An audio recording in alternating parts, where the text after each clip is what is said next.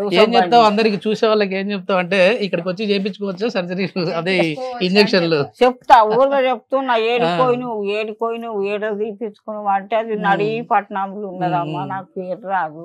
Sudheer sir Sudheer ధార గారు doctor పేరు.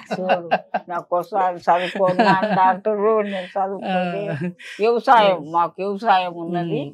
ఇది సంవత్సరం మానుకున్నా వ్యవసాయం పోతలేను బాయ్ ఇంటికాడనే ఉంటున్నా. ఈ ఇద్దరు బిడ్డలు దైన్యం చేసి నా కొడుకులు దైన్యం చేస్తలేరు.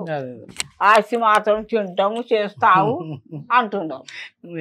ఈ ఇద్దరు బిడ్డలు దైన్యం చేసి ఏందమ్మా ఎట్లా ఉంది అమ్మకు ఫస్ట్ ఎట్లా ఉన్నది ఇప్పుడు ఎట్లా ఉందమ్మా? ఫస్ట్ అమ్మ చాలా ప్రాబ్లమ్స్ ఫేస్ చేసింది.